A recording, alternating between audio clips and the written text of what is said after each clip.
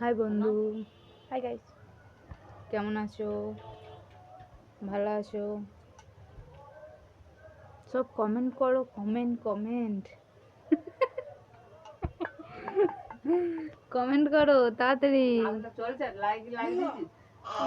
Video এই তো আমি ভালো আছি। তোমরা কেমন আছো?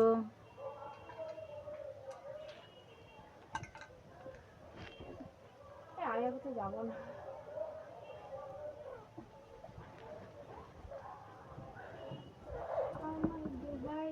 ডিনার কমপ্লিট সবারই?